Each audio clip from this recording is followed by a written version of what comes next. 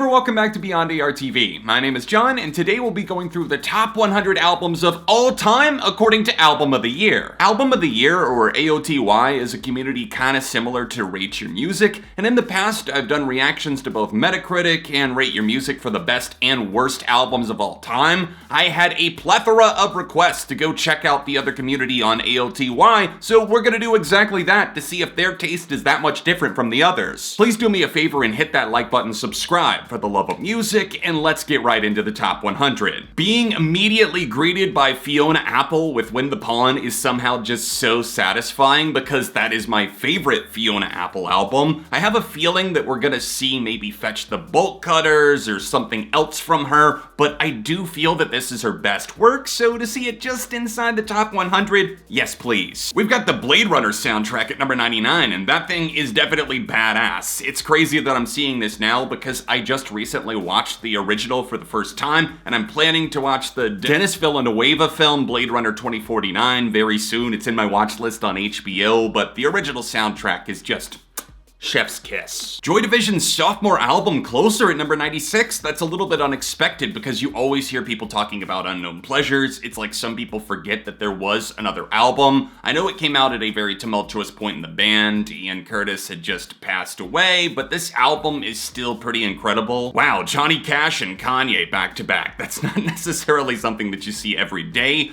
I like both of these records for different reasons, and I think that Johnny Cash gives some of his best performances ever there. And on Late Registration, it's just an album that I think over time you can grow to appreciate more just as a music fan, just because there's so much going on. There's actually a really good documentary on Kanye, not the one on Netflix, but the one that Jay Aubrey put up on YouTube. We're sitting here talking about what some people consider to be the best music of all time, but we all have strong opinions on music, and Picky is an app that says it's okay to like what you like, dislike what you don't like, basically like a dating app but with music. They give you short song clips to rate, and based on which of the 3 buttons you tap, the algorithm learns your taste. Any song you super like stays in a playlist on YouTube or Spotify, so you can listen later to what you found on Picky. Each time you level up just by listening to music, you'll get either a personalized mixtape or a dollar payment through Venmo, and if you download the app and connect to your Spotify, I'll be doing a video very soon where I'll be judging, rating, and roasting my subscribers' most liked and disliked songs in the app. So download it for free, and let's get back to the video. After a couple of records that I'm not familiar with in the low 90s, we move over to AT Aliens by Outkast. This is definitely, undeniably, I would say, one of the greatest hip-hop albums of all time. Both Big Boy and Andre 3000 are just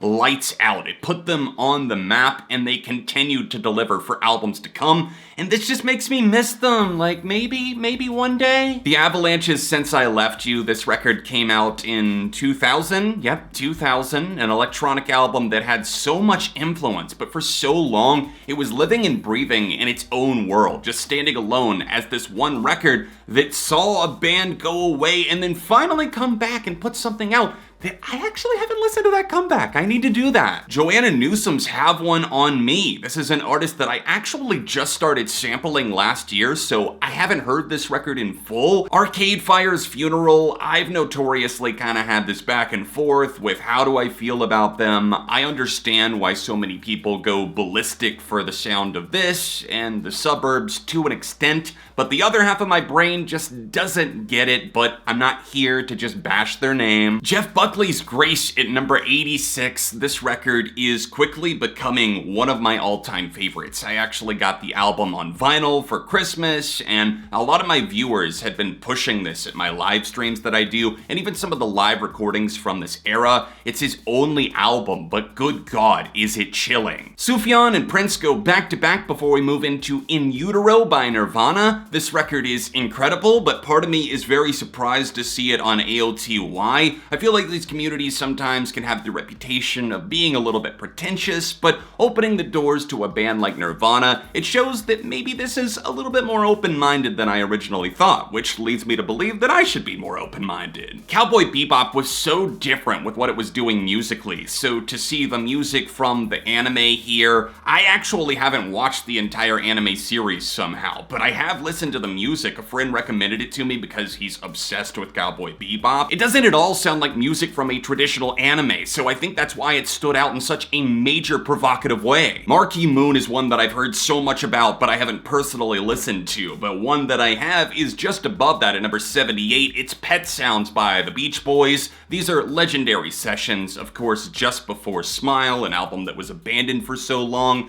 but this record was so vastly out of the realm of what anybody probably would have expected from the Beach Boys had they only heard Surfin' USA or Little Deuce Coupe. Well done for bands who grow. There's Rumors by Fleetwood Mac at number 76, a personal favorite of mine that I grew up listening to, and I understand why it's so iconic, and it's nice to see new generations picking up on this as well. We've seen viral trends with a song like Dreams, and I think it's given even more exposure. It continues to breathe life into a record that breathes life into us. Did I just accidentally sound super fake deep? Led Zeppelin 4 at number 75. This record I did slightly get tired of because I used to have a manager at the place I worked at that was just obsessed with Zeppelin and would listen to them nonstop, but I still love and appreciate this record, and it's good to see it here. David Bowie's Station to Station just came up on my radar recently, and it still absolutely holds up to a massive degree. Daft Punk's live album Alive 2007 right after that, the hits Don't Stop Coming. Back-to-back Brits here. We have The Clash with London Calling and The Smiths, The Queen is Dead. I personally don't really like the Smiths much at all. I just don't understand the praise that constantly surrounds them, and obviously Morrissey hasn't really helped that fact in the later years. I couldn't get into them back in the day, and I still don't feel that strongly about them now. But The Clash's London Calling, of course. This is a record that just spoke volumes about what punk was and what punk would become. The White Album by the Beatles at number 69? Nice. That might just be my favorite Beatles record if I had to narrow it down to just one, but I guess you'll be seeing more on that when I finally get around to doing Beatles Ranked. The Notorious B.I.G. Ready to Die at number 68, coming in with a user score of 89. As we continue moving up this list, I'm just really excited to see how high those numbers can be. Is there anybody that got a 100 out of 100? The Silent Hill 2 soundtrack back to back with the soundtrack from Twin Peaks? That's unreal, because both are incredible, but I didn't expect either of them to show up here. The Resident Evil games and the Silent Hill games I used to love playing so much, Resident Evil more these days, but Silent Hill always had the better composition musically. Pink Floyd showing up is not surprising, but to see Animals, I think a little bit higher up than we saw over on Rate Your Music, I think is a good thing. I'm hoping to also find Wish You Were Here, and maybe Dark Side, because I think that's a given that's also deserved. Bob Dylan? Portishead and Minecraft?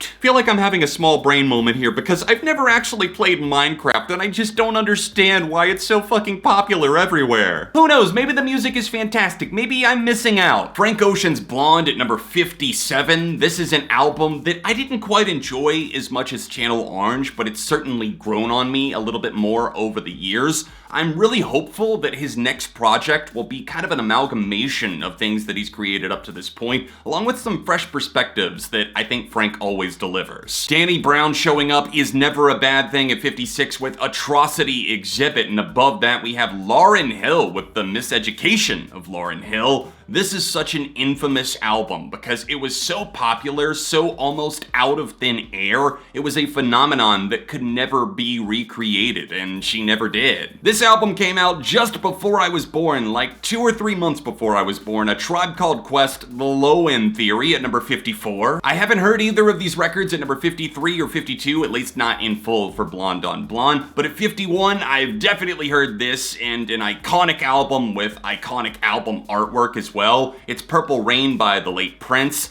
This featured some of his best songs, like undeniably. Prince and the Revolution were just speaking to the gods. We're at the halfway point. Things are heating up, guys. Are we ready? Are we ready to move into the top 50? Because I think I am. Sgt. Pepper's Lonely Hearts Club Band at number 49, showing it so much love, even above the White Album. That's awesome, because even if I don't agree personally, it's nice to just see something transform from a typical list of everybody putting this album here and and this album there. If the AOTY users vote this one up, then I say go for it, because this record is absolutely legendary. Fishman's Long Season I've actually never heard of, but considering it's tagged with Dream Pop, this sounds like something I must hear immediately. And then speaking of dreams, we go over to Dark Side of the Moon, Pink Floyd, which I predicted earlier. I knew it would be here, but to see it at 47, that feels just about right. This is an album that not just for me, but for so many people I think was important to getting them into more progressive music, and it continues to speak to new generations, and I'm always gonna love Floyd for that. Seeing The Cure's Disintegration at number 45 just has me melting, because this is such a fantastic, mesmerizing listen. It's so dark and dense. It saw the band returning from a brighter sound that they had found on Kiss Me, Kiss Me, Kiss Me to Disintegration, which is not that at all. It's more in line with their early works like Pornography. All of these user scores have been like 89 out of 100 for a while, so I'm interested to see when we're gonna move up into the 90s, or if everything is just this tightly locked together. It is a tooth and nail race. And then Joni Mitchell's Blue. I listened to this album on a whim for the first time in a long time, like a day or two before I moved last summer,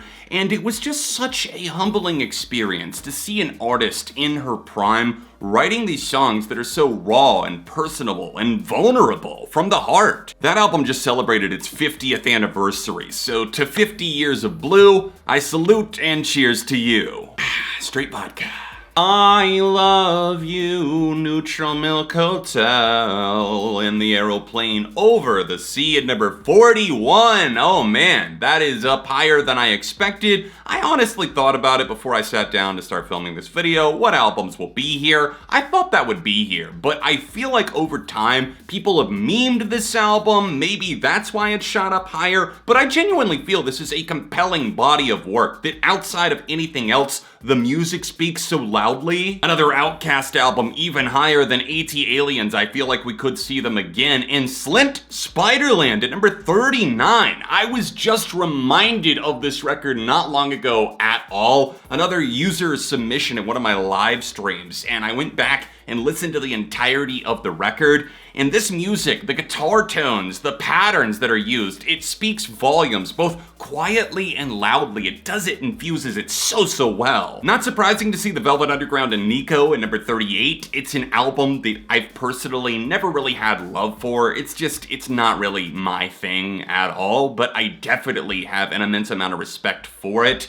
And then just above that at 37, we have the Beatles with Revolver, and this album is one of my all-time favorites. With Tomorrow Never Knows, that song just in and of itself got me so interested in the recording process of what the Beatles did during those transformative years. As we cruise up higher in the 30s, we have the Talking Heads, Stop Making Sense, and then the brand new album from Black Country New Road, Ants from Up There. This is wild because so many people have been telling me to listen to this band, especially with the whole post-punk, experimental angle. Wow, it's blowing my mind that that's up so high already. I mean, I'm sure that's kind of par for the course with a newer record being so high, but it's got a 90 out of 100 and almost 2,000 user ratings, so that's saying something. Swans cracked the top 30 with Soundtrack for the Blind, and just above that we have Mario Galaxy Orchestra with the Super Mario Galaxy original soundtrack. It's crazy to see so many game soundtracks here, but I also think it's cool that they're being inclusive. I never got to play these games until the All-Stars, the 3D All-Stars pack came out for the Switch, but I agree, it's just transformative, it takes you into outer space. I would probably need to play again before I could really assess whether or not I agree with it being this high. My Bloody Valentine Loveless is just a yes all around. It's everything that you could want from shoegaze, and if you're ever wanting to get into the genre, you're wanting to check out the roots of the genre, this is a must here from start to finish. The Jimi Hendrix Experience with Electric Ladyland is definitely a given, and then above that we have John Coltrane with A Love Supreme. Now things are getting crazy because we're moving into the final leg of the race, the top 25. Okay, Hannah, you're gonna have to blur that one because they use the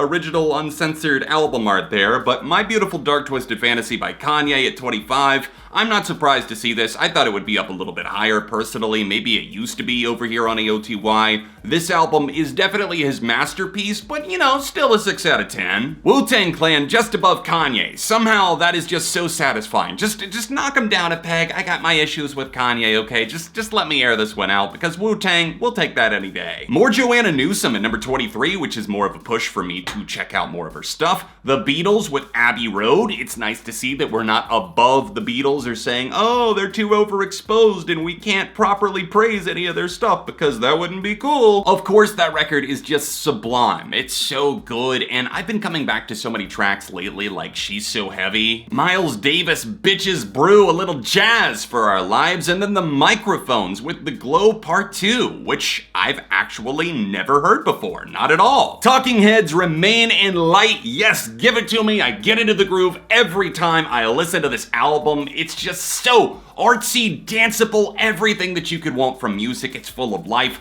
And then with King Crimson in the Court of the Crimson King just above that, you guys last time actually bullied me into listening to it, but I didn't give in because of that. I genuinely wanted to hear this, and I had never listened to it. It's definitely a prog album that put prog rock on the map a whole lot more. Yes, I ended up loving it, and no, not because you told me to. Uncultured Swine alert, because there's 3 records on screen right now that I've actually never listened to. Godspeed You Black Emperor come in just below Nas's Illmatic. I did not expect to see Nas on this list for whatever reason. That was not a thought that crossed my mind when I thought the top 100 on AOTY, but to see it at number 12?